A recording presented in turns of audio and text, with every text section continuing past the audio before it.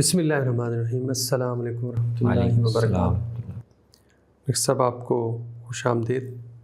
پچھلی نشست ہم نے سنت کی ترویج نبی صلی اللہ علیہ وسلم کے عہد کے اندر آپ صلی اللہ علیہ وسلم کس طرح اپنی سنت کو معاشرے کا ایک کلچر، معاشرے کی ایک اس کی باقاعدہ تعلیم اور اشاعت کا اہتمام فرما رہے تھے کہ وہ عملی صورت میں معاشرے کے اندر رائج ہو جائے، اس کا اہتمام فرما رہے تھے۔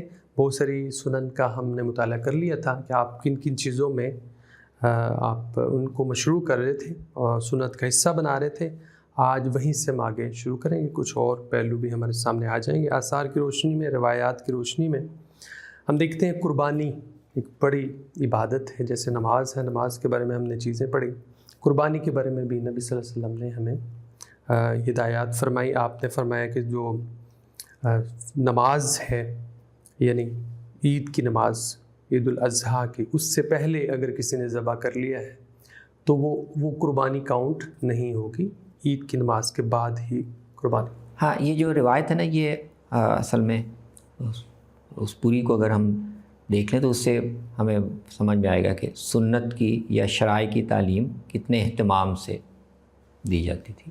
تو یہ مشہور روایت ہے اور اس میں ایسا لگتا ہے کہ شاید یہ عید کے دن ہی خطبے کے موقع پہ آپ یا اس سے کچھ پہلے، تو جیسے ہمارے یہاں ہم دیکھتے ہیں نا کہ رمضان آنے سے پہلے یا عید آنے سے پہلے ضروری اس کے مسائل کی تعلیم ہم بالکل صحیح خطبوں میں، تو اس طرح کے کسی موقع پہ آپ نے خطبے میں لوگوں کو سکھایا کہ بھائی یوم النحر میں عید کے دن اس ترتیب سے ہم اعمال انجام دیں گے۔ تو سب سے پہلا کام ہم کیا کریں گے کہ عید کی نماز پڑھیں گے، پھر اس کے بعد ہم جا کر جانور کو ذبح کریں گے، قربان کریں گے، ٹھیک ہے۔ تو جس نے، اور اس میں وہی لفظ ہے، جس نے اس ترتیب سے کیا فقط اصاب سنتنا، اس نے تو ہمارے سنت اور طریقے پر۔ لیکن اگر کسی نے غلطی سے عید سے پہلے جانور قربان کر لیا تو اب وہ ایک کھانے کا گوشت تو ہے لیکن وہ قربانی کا عمل اس سے ادا بالکل نہیں۔ بالکل۔ تو اب یہ یعنی ایک بہت اہم موقع پر ایک بڑی اہم عبادت کے بارے میں آپ نے لوگوں کو ایک تعلیم دی، اشاعت کی۔ بالکل صحیح۔ اسی طرح رمضان کے بعد صدقہ فطر کے بارے میں آپ نے فرمایا کہ حضرت ابن عمر کہتے ہیں کہ ہمیں اس بات کا حکم دیا گیا کہ ہم اسے نماز پڑھنے سے پہلے یعنی عید الفطر کی نماز سے پہلے یہ آخری وقت ہے، اس سے پہلے ہم اس کو ادا کر لیں۔ اور آپ نے یہ بھی فرمایا کہ ان کو اغنوہم عن الطواف فی ھذا اليوم، یہ بھی آپ نے فرمایا کہ ان کو جو ہے وہ تو یہ ایک دوسری سنت کا ایک دوسرا، یعنی عید الاضحیٰ کے موقع پہ قربانی ہے، اور عید الفطر کے موقع پہ ایک تو آپ نے ظاہر ہے سب کو بتایا کہ صدقہ فطر ہر مسلمان مرد عورت چھوٹے بڑے کی طرف سے ادا کرنا ضروری ہے۔ بالکل ٹھیک، یہ مشروع کرا دیا، ایک تو ادارے اس کی تعلیم دی جاتی تھی، اور ابن عمر کی روایت بیان کر رہی ہے کہ آپ ساتھ یہ بھی سکھاتے تھے کہ یہ بہتر یہ ہے کہ یہ عید پہ جانے سے پہلے، نماز سے پہلے لوگوں تک پہنچا دیا جائے، اس سے پہلے یہ صدقہ، اور اس کی حکمت بھی بیان کر دی تاکہ وہ اپنے لیے جو بھی عید کے لیے چیزیں خریدنی ہیں وہ خرید لیں۔ یہ نہ ہو کہ عید کا دن بھی ان کا لوگوں کے گھروں کے چکر کاٹتے ہوئے گزرے، تو اس سے ان کو مستغنی کر دو، عید پہ جانے سے پہلے بروقت صدقہ مستحق لوگوں کو پہنچا دو۔ تو اب یہ باقاعدہ یعنی ایک سنت کی، ایک بڑے عمل کی تعلیم لوگوں کو دی جا رہی ہے۔ بالکل صحیح۔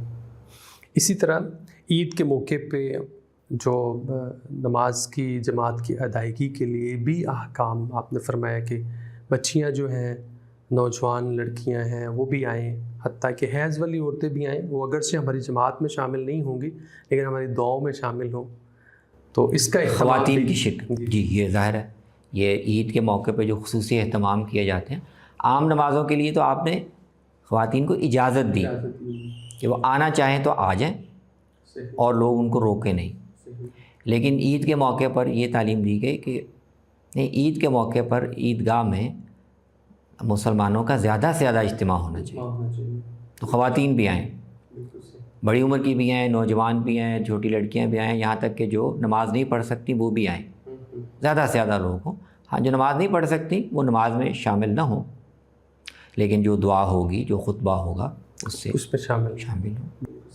تو یہ گویا عید کے حوالے سے جو ایک سنت قائم کی جا رہی ہے اس کا حصہ ہے۔ بالکل صحیح۔ مزید ہم دیکھتے ہیں آپ نے جسمانی طہارت کے حوالے سے بھی بات کی، اس کے علاوہ آپ نے فرمایا کہ یہ جو مونچھیں تراشنا اور داڑھی کے حوالے سے جو آپ کے احکام ہیں یہ بھی ان کی گویا تعلیم عام دی گئی، جی جی، یعنی جسمانی طہارت میں جو چیزیں ہیں ان کو فطرت قرار دے کر بھی ناک صاف کرنا، کلی کرنا، بال انگلیوں میں جو میل کچیل پھنس جاتی ہے اس کو صاف کرنا، بغل کے بال اتارنا، زیر ناف کے بال صاف کرنا، یہ استنجا کا اچھا صاف، یہ باقاعدہ یعنی اس کی تعلیم دی جاتی تھی۔ اور اتنے اہتمام سے روایات میں آتا ہے، مشہور روایت ہے کہ مشرکین بعض دفعہ مسلمانوں کا مذاق اڑاتے تھے، یہ تمہارا دین کیسا ہے، تمہیں یہ صفائی ستھرائی کی باتیں بھی تمہارا نبی تمہیں سکھاتا ہے، کسی چھوٹی چھوٹی چیزوں کو بھی وہ تو اسے لگتا ہے کہ یہ جو آداب ہیں سارے جسمانی طہارت کے، یہ باقاعدہ اہتمام سے تعلیم دی جاتی تھی اور یہ ان شرائع کا حصہ تھے۔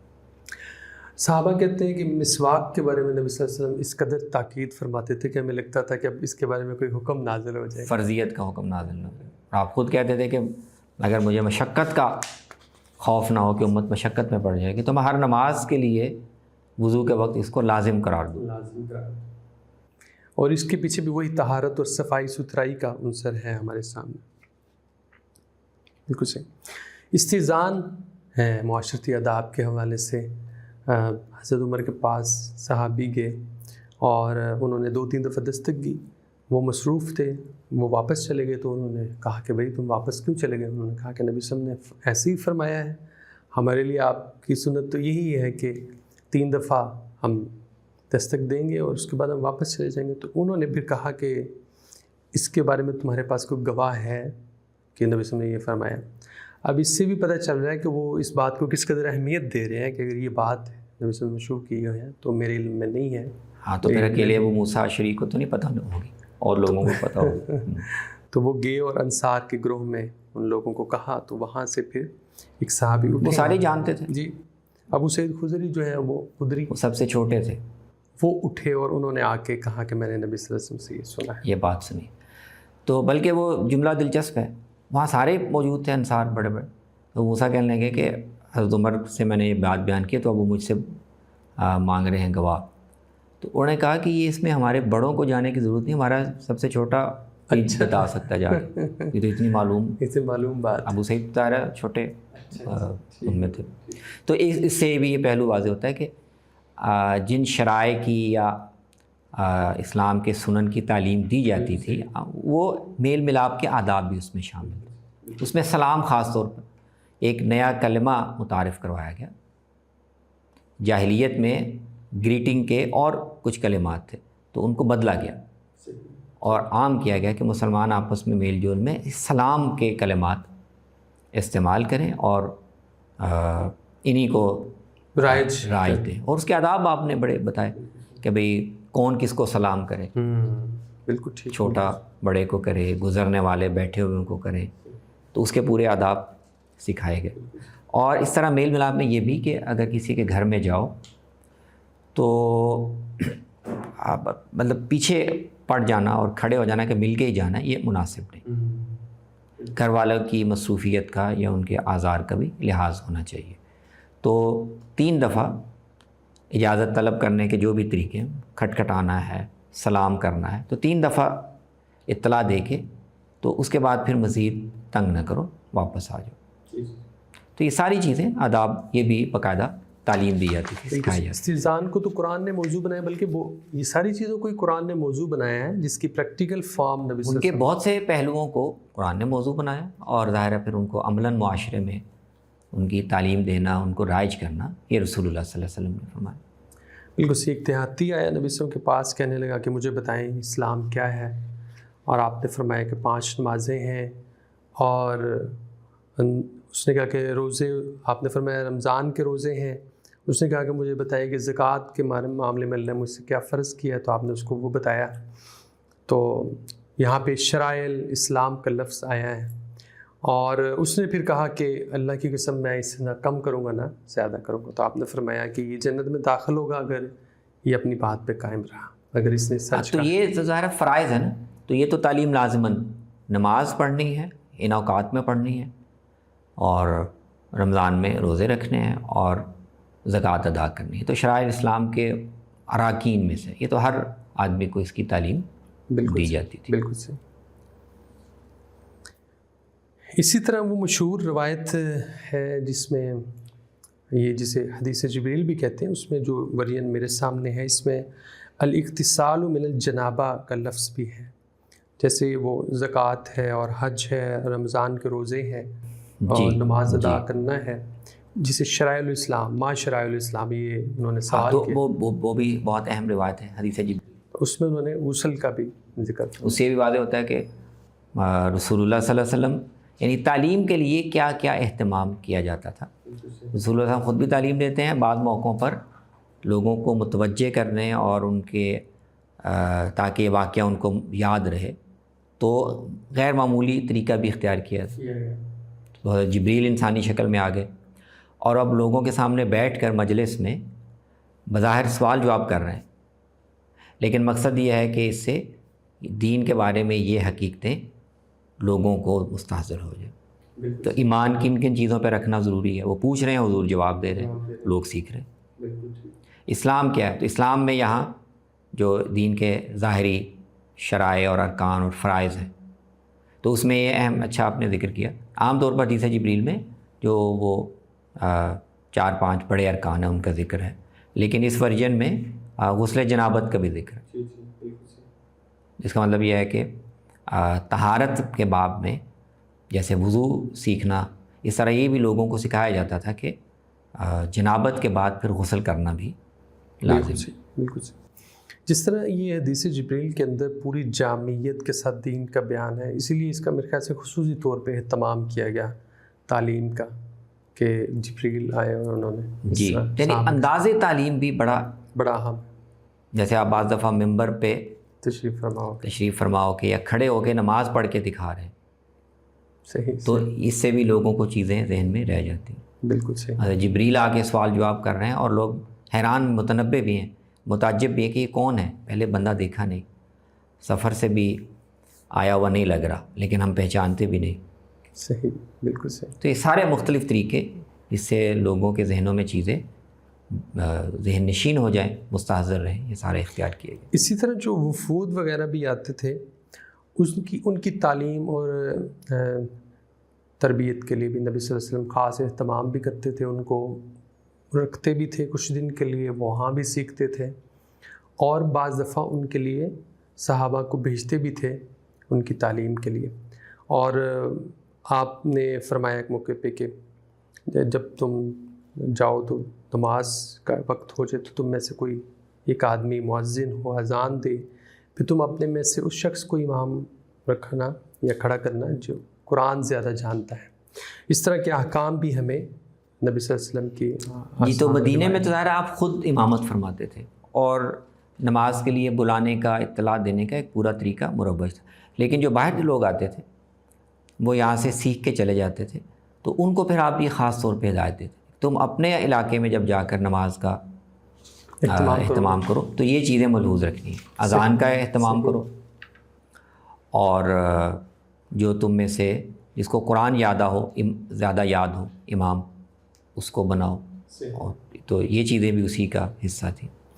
بعض دفعہ نبی وسلم کا یہ انداز بھی ہمیں آثار میں نظر آتا ہے کہ آپ کمپیریزن کر کے یہ گن کے بتاتے تھے کہ بھئی اتنی چیزیں تم نے ضرور کرنی ہیں اور اتنی چیزیں تم نے ان سے بچنا ہے. جیسے آپ نے فرمایا کہ 4 چیزیں جو ہیں اللہ پر ایمان ہے اور شہادہ ہے، اقامت صلاح ہے، نماز زکوٰۃ ادا کرنی ہے، وصوم رمضان ہے، اور جو مغانیم تمہارے پاس ہے اس کا جو خمس ہے وہ تم نے دینا ہے، اور 4 چیزیں جن سے منع کیا گیا. یہ انداز بھی میرے خیال سے بڑا اچھا یاد رکھنے کے لیے کہ آپ نے وہ شراب والے برتنوں کا خاص طور پہ ذکر کیا جن میں لوگ شراب پیتے تھے، آپ نے فرمایا وہ منع. جی. تو ظاہر تعلیم میں جو دین کے بنیادی فرائض، شرائع، تعلیمات بتانی ہے وہ تو حصہ ہوتے ہی تھے، اور اس کے ساتھ جو لوگ ہیں، جو وفد ہے، یہ جو قبیلہ آیا ہوا ہے، اس کے لحاظ سے کون سی باتیں کہنی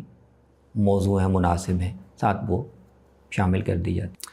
اسی طرح ہم دیکھتے ہیں حضرت عمر بن حزم کو جب نبی صلی اللہ علیہ وسلم نے یمن کی طرف بھیجا تو وہاں جو آپ نے ان کو بڑی تفصیلی چیزیں دیں، ہدایات دیں، اور وہ چیزیں جا کر ان کے لیے تھی بڑی اہم، وہ آپ نے فرمایا کہ ان کو تو لکھوا کے بھی دی، لکھوا کے بھیجی کہ تم لوگوں کو معالم الحج و سننہ و فرائضہ، کہ یہ ان کو سکھاؤ، ان کو حج اکبر اور اصغر یعنی حج اور عمرہ دونوں کے بارے میں تفصیلات ان کو سکھانا۔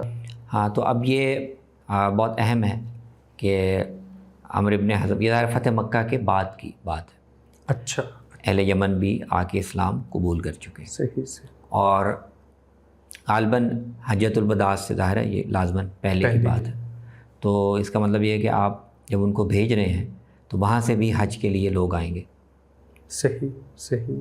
تو آپ کہہ رہے ہیں کہ ان کو جا کے حج کے بارے میں ضروری احکام، اس کی اہمیت، اس کے ضروری آداب، احرام وغیرہ، یہ چیزیں جا کے ان کو تعلیم دو۔ صحیح۔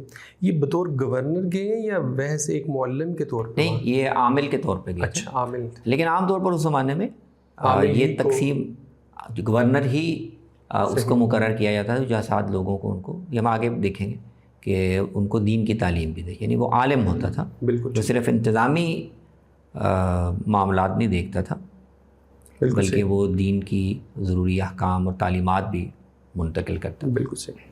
پھر ہم نے مزید تفصیلات بھی بیان کیا، آپ نے فرمایا کہ کپڑے، جب آدمی نماز پڑھ رہا ہو تو کپڑے کیسے ہونے چاہیے، اس کا لباس کیسے ہونا چاہیے۔ آپ نے ایک کپڑے میں پہننے سے، ایک کپڑے کے اندر لباس پڑھنے سے منع فرمایا۔ یہ تو ظاہر مدینے میں آپ تھے تو آپ وہاں متنبع کرتے رہتے تھے کہ نماز میں کھڑے ہونے میں کپڑے کے بھی اور لباس کے بھی آداب ہیں۔ بالکل ٹھیک ہے، بالکل ٹھیک۔ کس طرح کا لباس پہنو، کس طرح کا نہ پہنو۔ بالوں کے بارے میں، بال نماز میں کھلے ہوئے چھوڑنے ہیں یا باندھ کے رکھنے ہیں۔ چادر کس طرح سے لینا مناسب ہے، کس طرح سے مناسب نہیں۔ عام اٹھنے بیٹھنے میں لباس میں کیا احتیاطیں ہیں۔ تو یہ مدینے میں تو آپ سکھاتے رہتے تھے، ان کو بھیجا تو آپ نے وہی جو عرب کے لباس کے لحاظ سے ضروری ہدایات مناسب ہیں وہ آپ نے ان کو لکھوا بھی دی کہ یہ بھی وہاں جا کے لوگوں کو بالکل سکھانا۔ اس میں وضو کا طریقہ اور سروں کا مسح، پھر نماز کے اوقات، رکوع، خشوع، پھر فجر کے اور نمازوں کے اوقات کہ کس وقت کون سی نماز پڑھنی ہے، بڑی تفصیل سے انہوں نے جی یہ سارا وہاں جا کے لوگوں کو، کیونکہ اہل یمن مسلمان تو ہو گئے ہیں لیکن ان کو تعلیم دینے کی ضرورت ہے کہ ساری چیزیں ان کو دین کے شرائع یہ معلوم ہوں۔ اور ان سب کے بارے میں شروع میں ہی سنا نہ ہو کا لفظ جو آیا، یہ سارے یہی ہیں معالم الدین، سنن، شرائع، جب یہ کہا جاتا ہے تو اسی نوعیت کے احکام وہ مراد ہیں، اور جن کی جو سب مسلمانوں کو پتہ بھی ہونے چاہیے کیونکہ انہوں نے عمل کرنا ہے۔ صحیح۔ اسی طرح جو خطبہ حجۃ الوداع ہمارے سامنے آتا ہے، آپ صلی اللہ علیہ وسلم نے ایک حج فرمایا صحابہ کی موجودگی میں، اور وہ ایک بڑی سنت تھی، ایک بڑا دائرہ ہے اسلام کا، اس کے بارے میں بھی ہمیں بڑی تفصیلات ملتی ہیں۔ لوگ آپ کے پاس آ رہے ہیں، آپ نے کہا کہ بھئی پتہ نہیں اگلے سال یا آئندہ تمہارے ساتھ ملاقات ہو نہ سکے، لیکن تم سیکھ لو مجھ سے مناسک حج جو ہے، خذوا عنی مناسککم۔ اور اس میں بھی ہمیں بڑی جزیات سامنے آتی ہیں۔ آپ لوگوں کو کنکریوں کے بارے میں بھی بتا رہے ہیں، آپ عرفہ کے بارے میں بتا رہے ہیں، قربانی کے بارے میں، ایک ایک مرحلے پہ آپ لوگوں کو جو مسائل پیش ہو رہے ہیں وہ بھی بتا رہے ہیں، ترتیب میں یہ کر دیا تو آپ ان کی وضاحت بھی فرما رہے ہیں۔ تو یہ ساری چیزیں بھی ہمیں نبی صلی اللہ علیہ وسلم کی، تو یہ سنت سکھانے کا یا سنت کی تعلیم کا ایک بہت بڑا موقع یا ایک بہت بڑا اہتمام وہ حجۃ الوداع کا۔ میرے خیال سے لوگوں کی جو بہت بڑی تعداد ہے، اس کے لیے تو بہت باقاعدہ اہتمام کیا گیا نا، یعنی 1 سال پہلے لوگوں پورے عرب میں اناؤنس کر دیا گیا، اور شاید بڑی وجہ ہے کہ جو مجھے لگتی ہے کہ 9 ہجری میں آپ خود تشریف نہیں لے گئے. اچھا جی جی. حضرت مکہ تو 8 میں فتح ہو گیا تھا, اس سال آپ واپس تشریف لے, اور اگلے سال بھی خود تشریف نہیں لے گئے. اور بھی اسباب تھے, لیکن ایک سبب یہ بھی تھا کہ اہتمام کے ساتھ آپ چاہ رہے تھے کہ اگلے سال میں خود حج کے لیے جاؤں اور اس میں سارے عرب کے لوگ آئے ہوں. بالکل ٹھیک. اور تاکہ جو کام آپ نے پورا کیا ہے اس پورے دین کا جو خلاصہ ہے, جو نئی قدریں اور جو نئے احکام آپ دے کے جا رہے ہیں جو عرب کو یاد ہونے, وہ بھی لوگوں کو بتا دیا جائے. وہ آپ نے خود بات میں فرمائے. اور دین کی جو بہت بڑی عبادت ہے عربوں کے لحاظ سے تو خاص طور پر بڑی جامع عبادت حج, اس میں جو اصلاحات مطلوب ہیں وہ بھی کر دی جائیں, اور اس کی پوری سنت, حج کا پورا طریقہ وہ خود مجھے دیکھ کر امت وہ اس کو سیکھ لے, تاکہ اس میں پھر کسی کو کوئی جزیات میں سوال جواب کی یا وہ گنجائش رہتی ہے, لیکن حج کا پورا عمل کیسے ہوگا, کہاں ہوگا, کیسے ہوگا, اس کے بنیادی اراکین کیا ہیں, وہ سارے مجھے دیکھ کر براہ راست مجھے کرتے ہوئے امت. بالکل. یعنی لوگوں کے ہاں محض یہ بات نہیں تھی کہ ہمیں ایک سعادت حاصل ہو جائے نبی صلی اللہ علیہ وسلم کے ساتھ حج کرنے کی, بلکہ لوگوں کے ہاں بھی یہ جذبہ موجود تھا کہ ہم نبی صلی اللہ علیہ وسلم کو دیکھیں اور ہم نے جس مذہب دین کو قبول کیا ہے اس کے پیغمبر سے براہ راست سنیں اور پیغمبر کو دیکھیں. بالکل سارے پہلو اس کے اندر شامل تھے. لیکن وہ سنت سکھانے کا, یعنی ہم تو بحث یہ کر رہے ہیں کہ رسول اللہ صلی اللہ علیہ وسلم کے زمانے میں جس کو ہم سنت کہتے ہیں, دین کا وہ حصہ جس پہ لوگوں نے عمل کرنا ہے, اور جو امت کے ایک معمول بھی ہی امت کے دینی کلچر کا حصہ ہوگا, وہ کیسے کیسے سکھایا گیا اور اس کے مشمولات کیا تھے, کانٹینٹ کیا تھا جو سکھایا گیا. سنت پہ بحث ہم نے کی بڑی تفصیل سے. نبی صلی اللہ علیہ وسلم نے جو اللہ نے ان پہ ایک منصب ان کے لیے مقرر کیا تھا, تو آپ نے قرآن اور سنہ کو جاری کیا, پریکٹیکلی معاشرے کے اندر معاشرے کا حصہ بنا دیا. لیکن آپ نے جس طرح قرآن کو محفوظ فرمایا اور کتابت بھی اس وقت کروائی, سنت کو آپ نے صرف پریکٹیکلی اپنے سوسائٹی کے اندر ہی اپلائی کروا دیا اور اسی کو کافی جانا. تو اس دونوں میں فرق جو ہے وہ کیوں ہمیں نظر آتا ہے؟ سنت اس طرح لکھوا کے کیوں نہیں دی گئی؟ ہاں یہ اہم سوال ہے. اصل میں تو دیکھیں, بنیادی طور پر تو قرآن مجید کو بھی لکھوانے کا اہتمام نبی صلی اللہ علیہ وسلم کے دور میں وہ ثانوی طور پر ہوا. اچھا ٹھیک. تو آپ نے دونوں چیزوں کو امت تک پہنچانے اور ان کو محفوظ کرنے کا عرب تمدن کے لحاظ سے جو فطری طریقہ تھا وہ بنائی طور پر اسی کو اختیار کیا. ٹھیک ہے. تو عرب کے لوگوں کے ہاں تو لوگ چیزوں کو یاد کرنے کا, قصائد کو, اشعار کو, یہ غالب کلچر تھا. لوگ لکھنے پڑھنے والے نہیں تھے. اور دوسرے یہ ایک بڑا اہم تاثر پورے کلچر میں تھا, وہ آپ کو ہمیں آگے حدیث میں بھی ملے گا, کہ اصل میں لکھ دینے کا یا لکھوا دینے کا مطلب یہ ہے کہ آپ اس کو ایک طرح سے اپنی توجہ یا اپنا اعتناء اس سے کم کر رہے ہیں. اچھا ٹھیک ہے, بالکل صحیح. اگر لوگ اس کو یاد کر رہے ہیں, سیکھ رہے ہیں, اور یہ اس کو ذمہ داری سمجھ رہے ہیں کہ ہم اس کو سیکھ کے یاد کر کے آگے یاد کریں, تو لوگ اس کے ساتھ وابستہ ہیں. بالکل. لکھوا دینے کا مطلب یہ ہے کہ اچھا ٹھیک ہے یہ اب محفوظ ہے کہ اب ہماری, تو یہ ایک. تو قرآن میں بھی اصل میں آپ نے اس کے حفاظ تیار کرنے کا اہتمام کیا. ٹھیک ہو گیا. زبانی اپنے طور پر آپ کچھ حصے لکھوا بھی دیتے تھے, صحابہ بھی لکھ لیتے تھے, لیکن اس لکھے ہوئے پر بنیادی کہ اچھا میں لکھوا کے تمہیں یہ دے جائے, یہ اس کا اہتمام آپ نے نہیں کیا. اچھا ٹھیک. وہ بعد میں صحابہ نے ایک خطرہ یا ایک خدشہ پیش نظر ہونے پر اس کے پیش نظر اہتمام کیا. تو سنت تو ویسی عمل کی چیز ہے, وہ پریکٹیکل کہ وہ لوگوں میں رائج ہو جائے, لوگ عمل کرنے لگ جائیں, دیکھ کر اس کو سیکھ لیں, اس کو جاننے والے لوگ موجود ہوں جو لوگوں کو بتا سکیں. تو یہ ہی فطری طریقہ ہے. تو نہ حضور کے زمانے میں نہ صحابہ کے دور میں سنت کو لکھوانے کا یا لکھ کر اس کو ایک جگہ جمع کرنے کا اہتمام اس طرح سے. ضرورت جہاں پیش آئی, جیسے عمرو ابن حزم کو آپ نے بھیجا تو اہم سنن اس میں ذکر کر دی.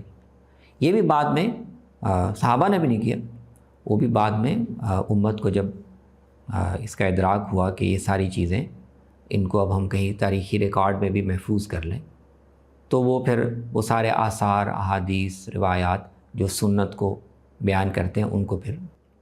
بالکل صحیح. یعنی ایک عملی تواتر کا آغاز نبی صلی اللہ علیہ وسلم نے فرما دیا، جو کہ سب سے اچھا ذریعہ تھا. قرآن بھی لوگوں کو اس طرح پہنچا دیا کہ آپ حجۃ الوداع میں کہہ سکیں کہ ہاں بھی میں نے پہنچا دیا تو یا اللہ تو گواہ بن جا. اور سنت جو سکھانے کی تھی، جو احکام شرائع لوگوں کو بتانے کے تھے، جو سارے مسلمان جن پر کل پوچھا جا سکے کہ کیا پیغمبر نے پہنچا دی تھی کہ نہیں، وہ بھی اس طرح پہنچا دی کہ اس پر اللہ تعالیٰ کو گواہ بنا جا سکے. بہت عمدہ گفتگو رہی. سنت اور اس کی ترویج نبی صلی اللہ علیہ وسلم کے دور میں کیسے ہوئی، کیا کیا صورتیں اپنائی گئی اور کیا کیا اس کے کانٹینٹس تھے. بڑی عمدہ گفتگو رہی ہے. اللہ آپ کو جزائے خیر دے. انشاءاللہ پھر کسی پروگرام میں آپ سے ملاقات کریں گے. السلام علیکم. وعلیکم السلام.